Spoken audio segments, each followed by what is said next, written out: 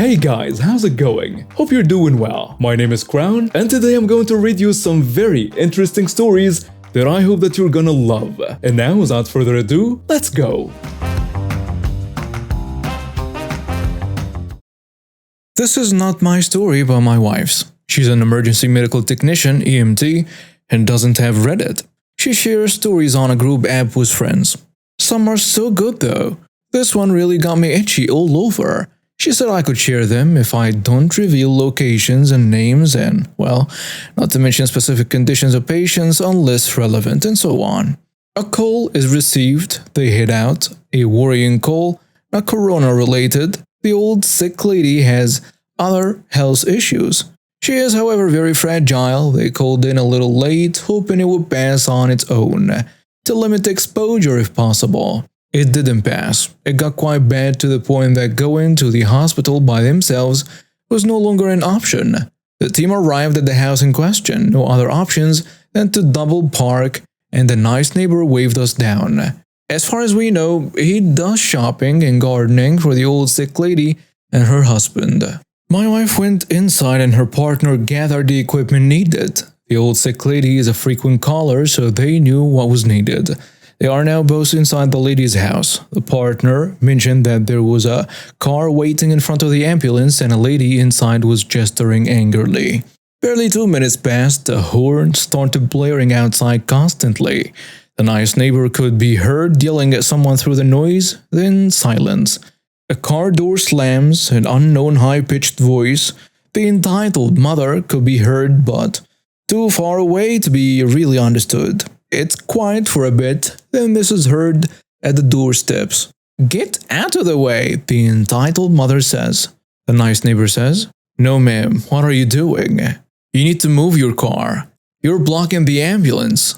"Well, it should have just parked in a spot then. There is one right there. Now move and let me in. I have a child in the car. I've been waiting for 10 minutes. Nothing was free when we arrived, and we don't care. We park conveniently for us, not you. Meanwhile, we are still caring for the old sick lady." The nice neighbor says, "Ma'am, you're not getting in. Do not touch me."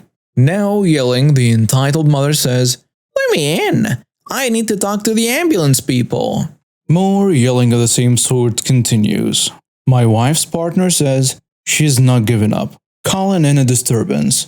The old lady's husband, we will call him Old Man, says, "What is her problem? I don't know this woman. Why does she want to go inside my house? Do I call the police? My wife is sick. Why is she yelling?" The old man was getting very anxious about the whole situation, and since the partner didn't need my help for the current part, and keeping the calm was more important, my wife went to the door and said, "What is the problem?" The nice neighbor says, "Well, this," but he gets cut off.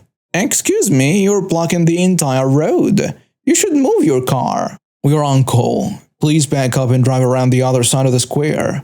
My wife tries to head back inside. I'm not the one blocking the road. I have my 6-year-old with me, and he's frightened and just wants to go home." The kid, who looks to be over 10 years old at least, tries to sink through the ground standing next to the car. My wife says, "Then turn your car around and go home. We're not moving our ambulance for you. This person needs help and you need to leave before we call the police." Wow, okay, don't have to be so darn rude about it. We're all in this crisis together, you know? And then in a more calm voice she says, "Oh, by the way, are those masks for corona? Those look like they work well?" My wife's EMT partner calls her in and she runs inside. The entitled mother calls after her. "I'm not that good at backing up. Could you help me?" "Hello." The nice neighbor later stated he helped her back up before heading back inside to check on his kids. The old sick lady wasn't doing too well. The call was made to take her in as soon as we could safely move her. My wife runs out and gets the stretcher. The entitled mother was packed into an empty spot at this point. Meanwhile, a bus had been standing there parked off to the side for a few minutes. It couldn't detour like the cars did. The driver was just patiently messing about on his phone. My wife heads back inside working on the old sick lady. A few minutes later, they just got her on the stretcher when they heard the following. Public Transportation Officer number 1 says, "Lady, what are you doing? Get out of that ambulance." "I'm just grabbing something for my son. They said it was okay." "Get out now." The kid was crying. "Mom, I don't even want a mask. Let's go home, please." The EMT team walked outside and sure enough the mother was standing in the ambulance making a mess of everything. Touching equipment without gloves, obviously searching for things. The public transportation officers were nearby and had come to check out the situation of the blocked bus route. Another officer says to my wife's partner, "Sir, did you give permission to this woman to enter and take stuff from the ambulance?" "Heck no. She has been making a whole scene and has now contaminated our ambulance." The partner had already called for a second ambulance as soon as they walked out and saw the entitled mother. It luckily arrived fast as lightning.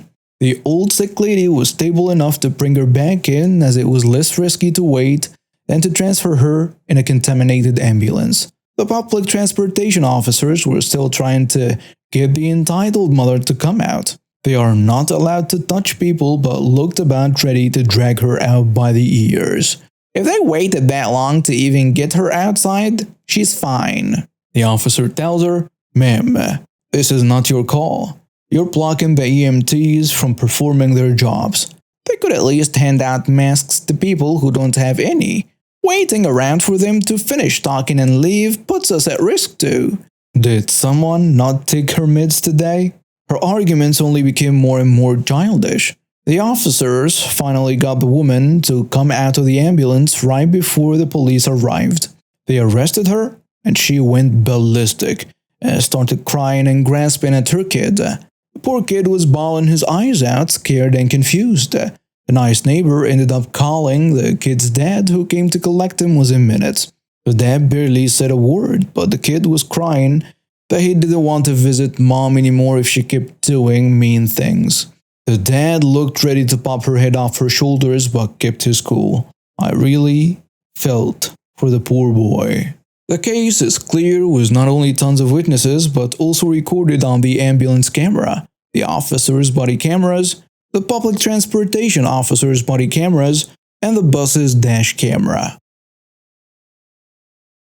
Quick intro. This was a funny story that happened to me a few years ago. My parents are one of the founders of the resort and are chairman of the board of directors. I have sat in a few of the meetings so everyone knows that I'm the boss's son. I got homeschooled, so the majority of my friends are basically senior staff and people on the board. Pretty sad, huh? The cast will be me, Noah, I look a lot younger than my age, and being 5'7" doesn't help. Dad and mom, fiance Julia, sister Emma, manager Jack, and a crazy lady Karen. I was on vacation with Julia and Emma. We were staying at my dad's resort for a week or two because we were visiting my mom. As we entered the resort, I noticed the parking lot was packed. It was midsummer and saw a few cars roaming around looking for parking spots. My family has a few private parking spots and I noticed that my dad's car wasn't there, but my mother's car was.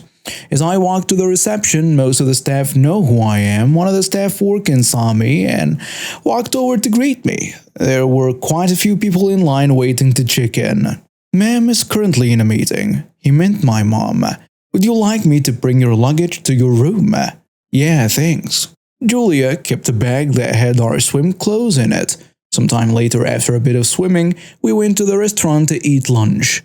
I had put on a blue shirt that was still in my gray swim trunks. The clothing looked similar to the uniform that the waiters were wearing. They were almost identical, except the only difference was that it didn't have the word staff on it. This will come in handy later. While we were chatting in the restaurant, I heard some lady say, "Hey you," rather rudely from somewhere behind me. I first thought it was just someone trying to get the attention of a waiter, so I continued chatting and eating with Julia and Emma. As I was chugging down some ginger ale after regretting trying my sister-in-law's food, which she purposely did not tell me was pretty spicy. She knows I don't handle spicy food well, and probably never well. Can anyone else relate? Well, someone suddenly roughly grabbed my shoulder from behind, and I almost choked my soda, spitting it all over my sister. Straight up karma, I gotta say. Ew, gross, was Emma's response while my fiancé stood straight up and was about to ask me if I was alright, but here comes you know who, Karen, interrupting my sweet fiancé. Babe, are you? Hey, I've been trying to get your attention for a while now, Karen yelled out. Me, being someone who doesn't get mad that easily, looked up and asked her politely, Do you need anything, ma'am? Why are you eating with the guests and not doing your stupid job?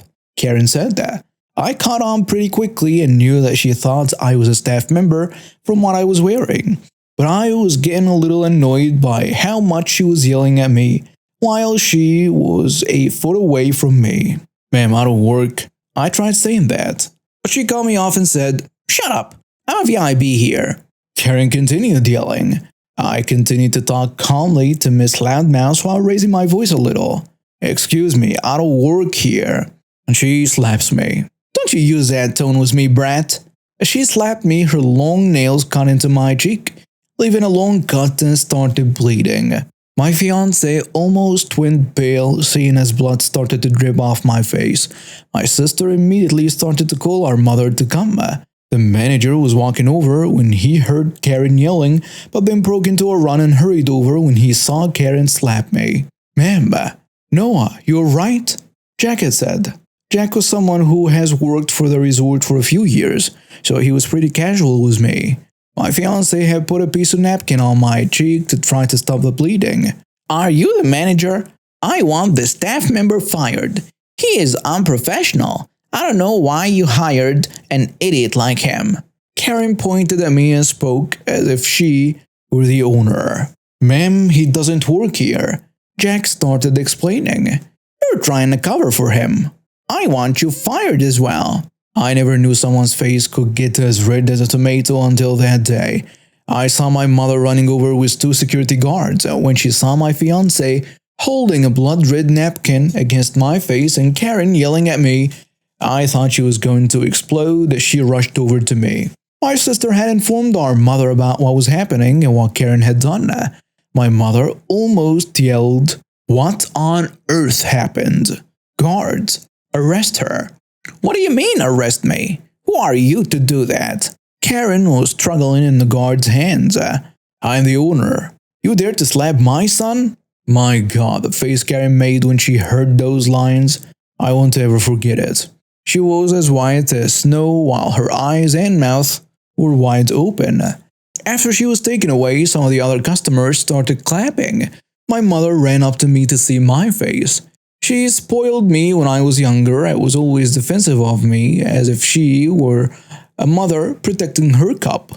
She was the one who had me do homeschooling after she was told I was getting bullied in primary/middle school.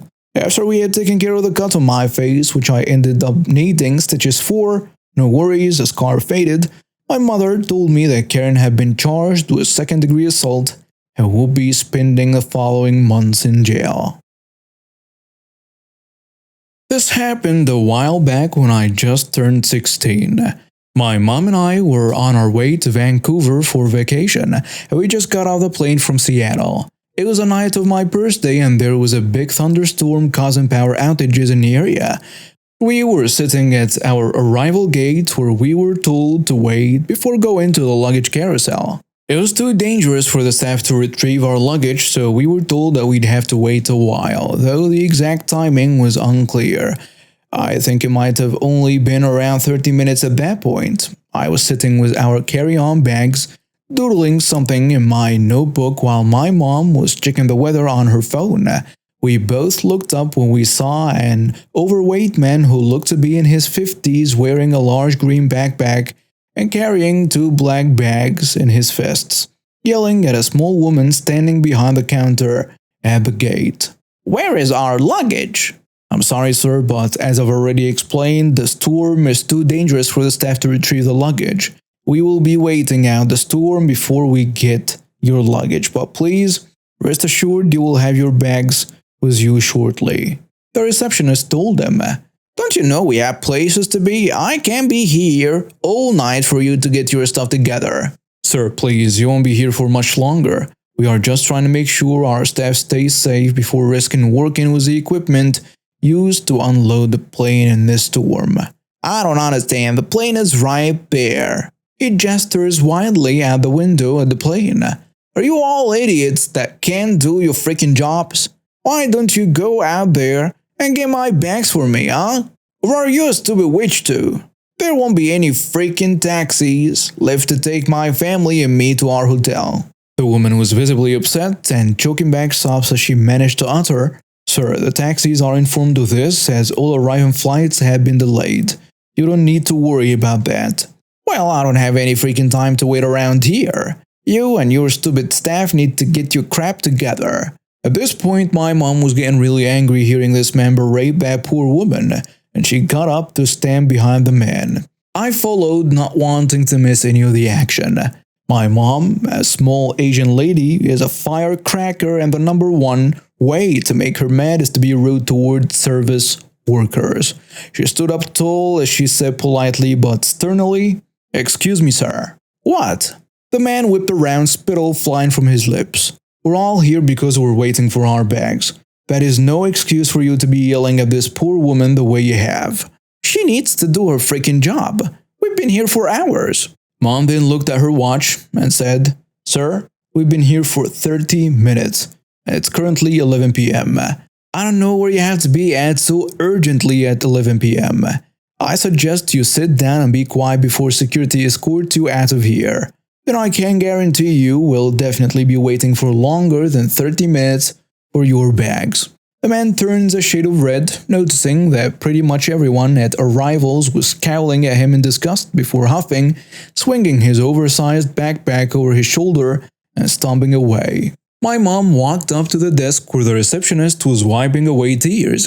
"Thank you so much." The receptionist thanked her. "No, thank you for continuing to do your job when entitled jerks give you a hard time.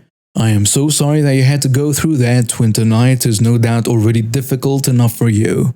Thank you, you don't know how much that means to me." My mom then proceeded to ask the receptionist about what would be the quickest route to downtown, and if the airport shuttle to our hotel was still running and so on.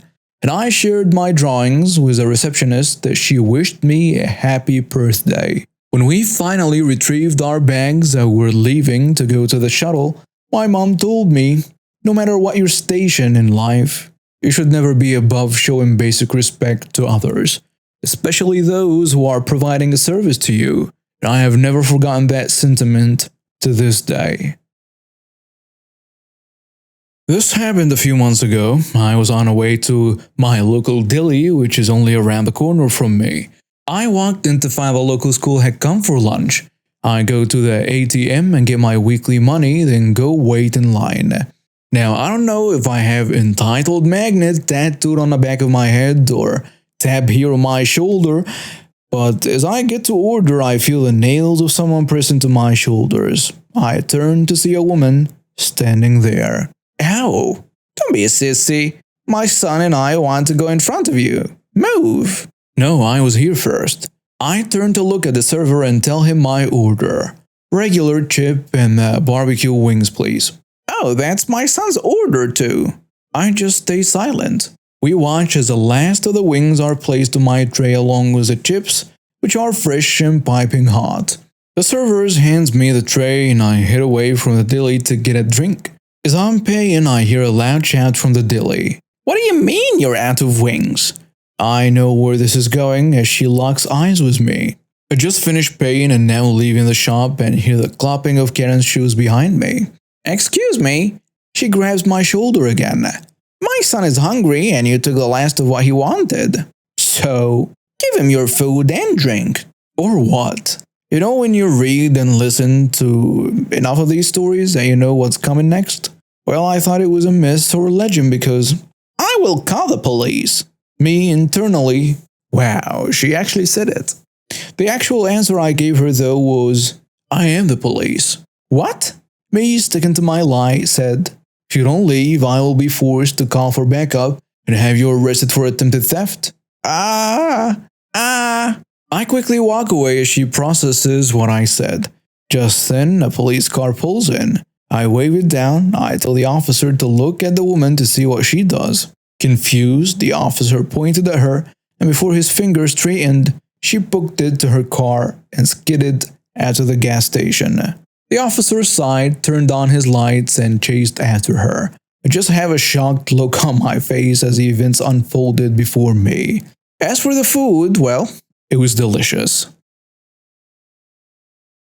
When I first left home to go to university, my parents co-signed a mortgage for me on an apartment-style condominium in a small Canadian city.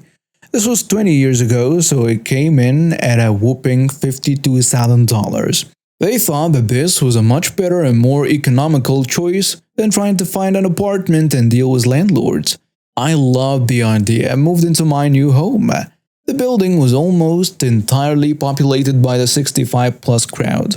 It was small and only had 24 units split into two halves.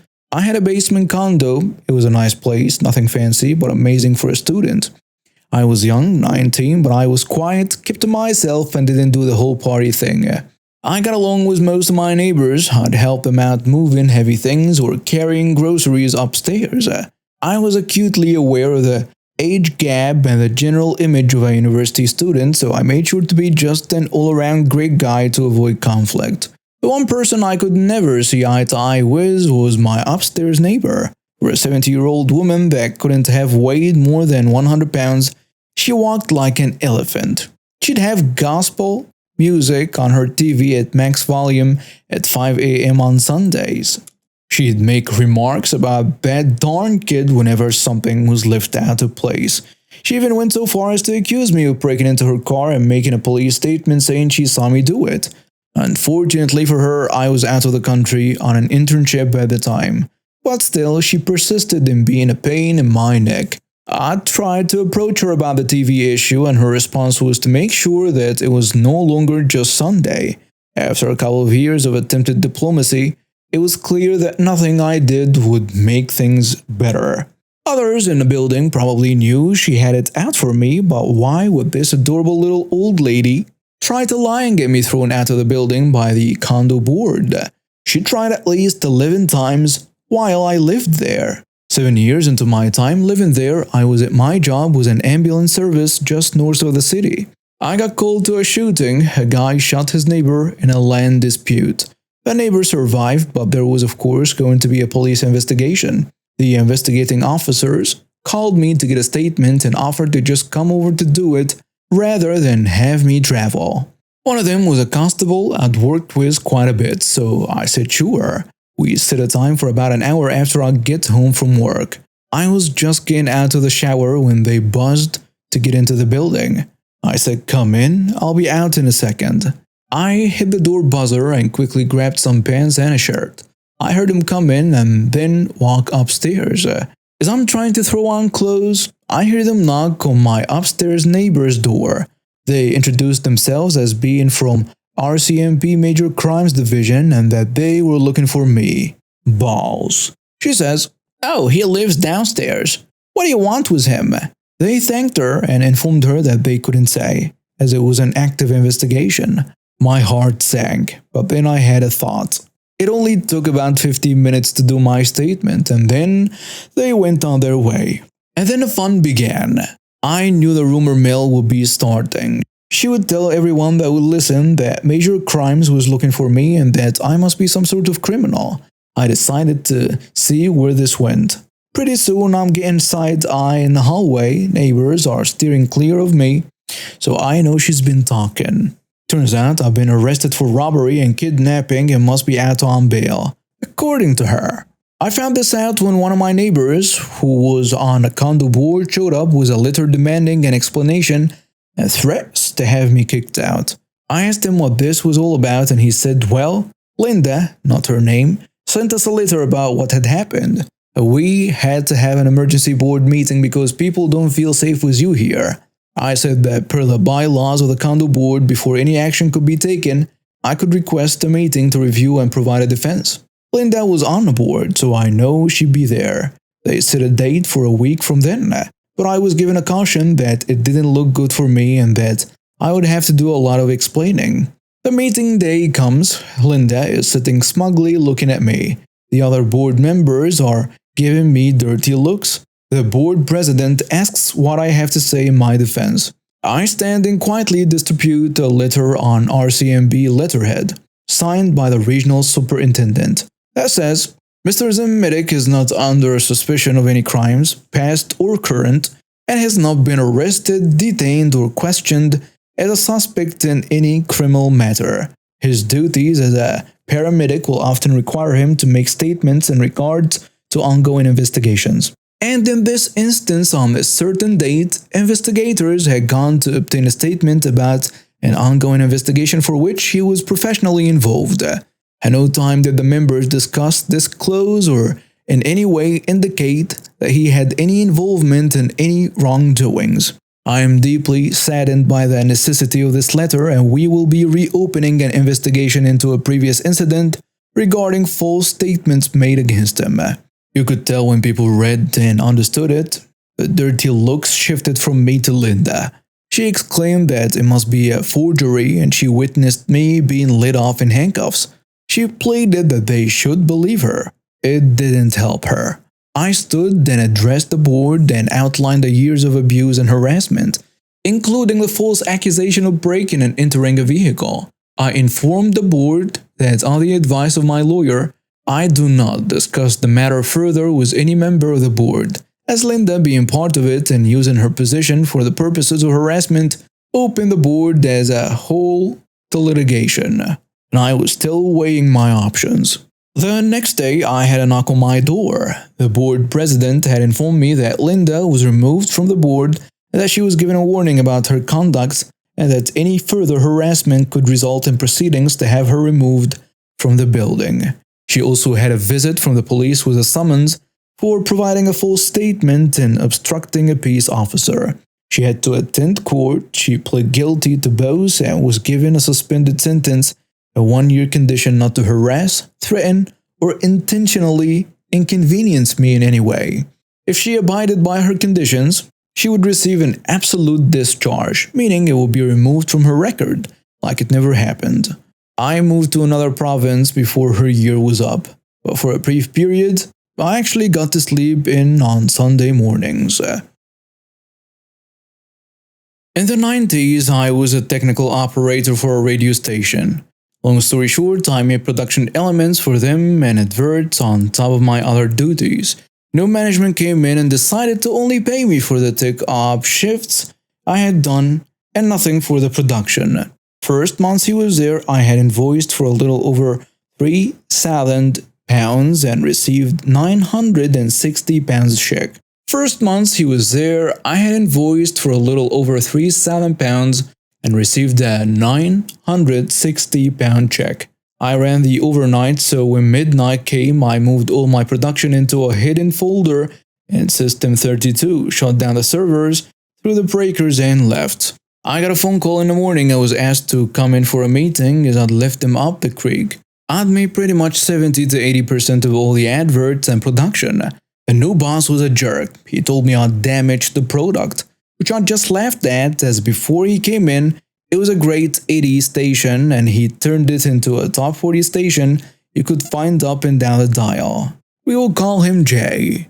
I'd also found out that the sales staff were charging customers £200 for advert production. They were on 10% commission and I was getting £40 for each advert, and they pocketed the rest on top of their commission. Bear in mind, the rest of the outsourced ads cost £150 to £200. In the meeting, I laid out my demands. I can restore everything, but I don't only want the money you owe me from the past months. I want the money from the previous adverts your sales staff has pocketed from my work. They essentially made £160 extra from each advert on top of their commission, around £300 to £400 a pop. There is no way we can do that. Jay refused. Well, there is no way I can restore the adverts. He was now looking at pieces of paper on his desk. We can give you an extra £200 a month. I want the whole amount. Handed him an invoice that totaled a little over £16,000. The color now drained from his face. Jay, you honor that invoice or you will have to recreate or outsource all of the production, I told him. Okay, let me see what I can do. I'll sort something out for your next invoice date. If I don't walk out of here with the money today, you don't get them back. As soon as you restore them, I'll see what I can do. I will have no guarantees, and I'm not stupid. Bank transfer today, and we can sort that out right here and now. Jay then phones the head office, and within the hour I had every penny of it in my bank account. His face was a picture when he followed me to the server to watch me just move the files over from one folder to the other. Yes, they were right under your nose, I told him. Through gritted teeth he says, you best get home and get some sleep. No, good luck tonight. Within 5 hours I was in Spain, where I stayed for 4 weeks. When I got back, I did hear through the grapevine that the sales team were out for blood. Jay bollocked and blamed them for me being ripped off, and they all lost their commission for 3 months and just got basic pay to make up for the loss. I'm pretty sure the company made more than enough back from that to pay for my hostage negotiation. I used some of what was left to buy a laptop and started DJing around town for a few years. Back then it was a rare sight and used to get nerdy types on a night out just hanging around the booth to see what I was doing with a computer in a pub. My friend used to say I looked like I was doing my homework.